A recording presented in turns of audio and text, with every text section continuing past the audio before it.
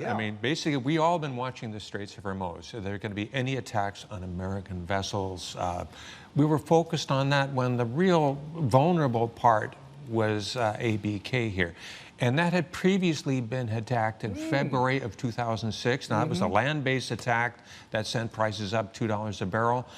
There had previously been drone attacks from purportedly Yemen onto the Trans-Arabian pipeline from Ras Tanura to Yanbu. Yeah. So there were warning signs. It's sort of like the World Trade Center. There was an initial attack, okay, then the real one, the big one came later on. And yes, this one caught us all by surprise. If indeed it is proven to be the case that this attack came from Iran, what do the Iranians have to gain? Well, okay, I would not jump the gun on that yet. I mean, I would just remind everyone what happened with Iraq, what happened with these so-called weapons of mass destruction. CIA Director George Tenet, it's a slam dunk. Donald Rumsfeld, Secretary of Defense, U.S. unilateralism. I would say, you know, your earlier report here about the Saudis kind of questioning the U.S. report. We should move with all deliberate speed before we jump to a preemptive, you know, strike. Trump, he doesn't want a war, but he says, I'm locked and loaded. Remember a few months ago, he said he called off at the last minute a planned Iranian attack. We don't need to escalate this. We don't need another Iraq in Iran. Yeah.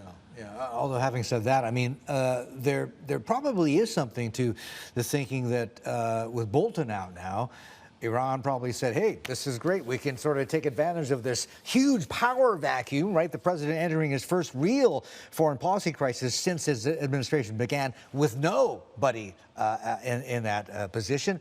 And, you know, they're trying to show that, look, sanctions, okay, fine, but hey, we've got some cards to play too.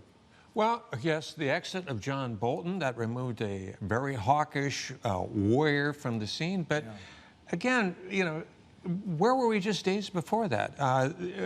Macron had invited Iran to the G7 meeting.